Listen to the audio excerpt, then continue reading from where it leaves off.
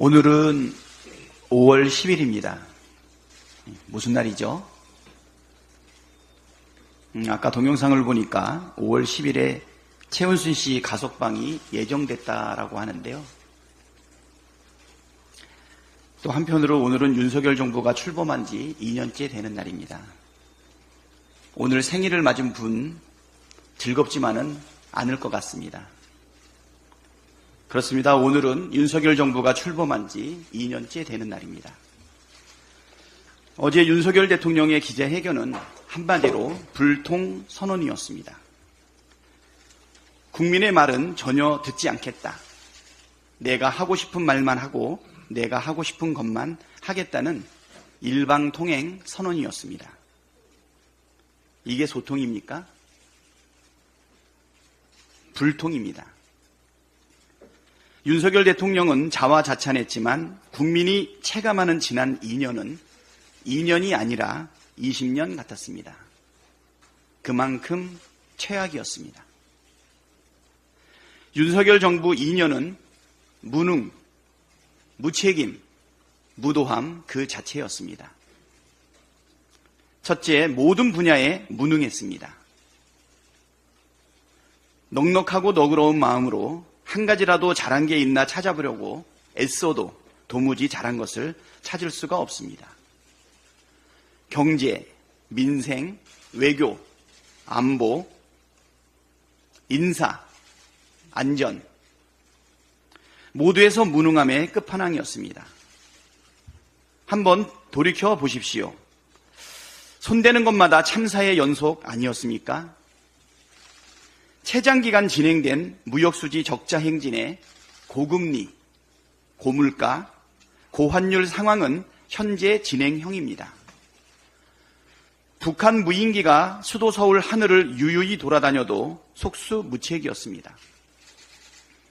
부산 엑스포 유치한다고 국민 세금 펑펑 써가면서 열심히 해외 순방 다녔는데 결과는 어땠습니까?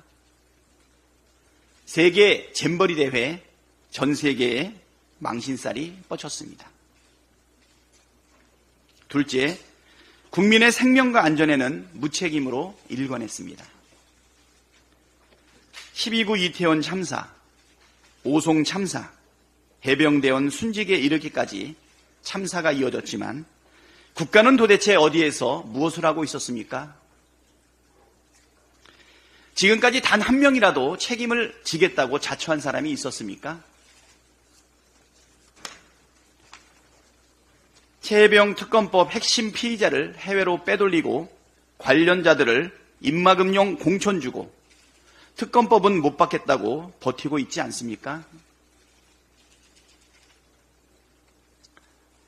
셋째, 정치 탄압과 언론 탄압은 무도함의 극치였습니다.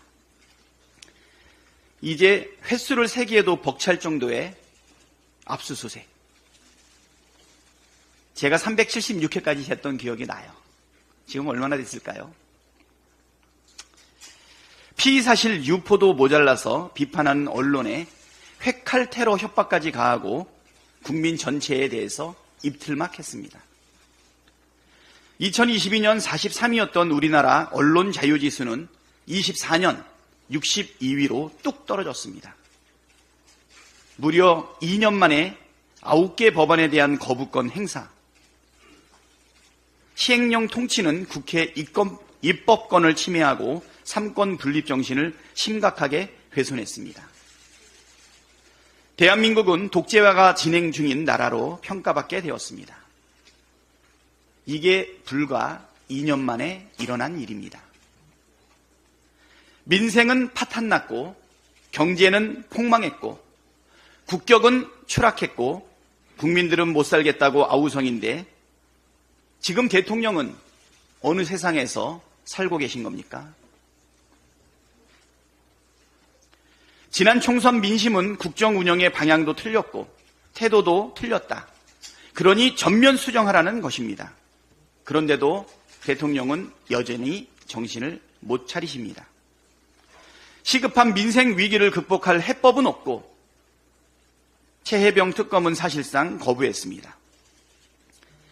최혜병 곁에서 수색 작업을 했던 생존 장병들이 윤석열 대통령에게 최혜병 특검을 수용해달라고 고소하고 있습니다.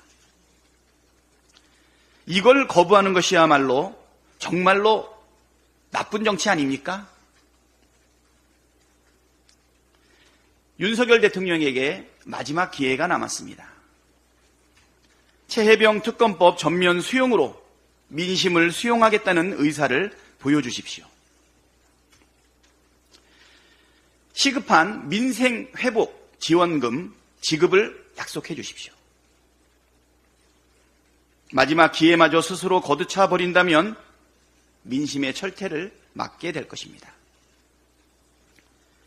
국민의힘 새 원내대표로 추경호 의원이 선출되었습니다. 축하드립니다.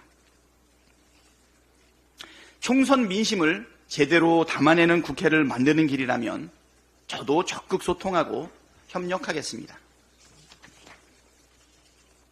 용선 대통령실 눈치 보는 원내대표가 아니라 국민 눈치 보는 원내대표가 되기를 기대합니다. 집권여당 원내대표로서 한계 상황에 몰린 자영업자와 실질소득의 감소로 어려움을 겪는 국민을 외면하지 말아주시기를 바랍니다.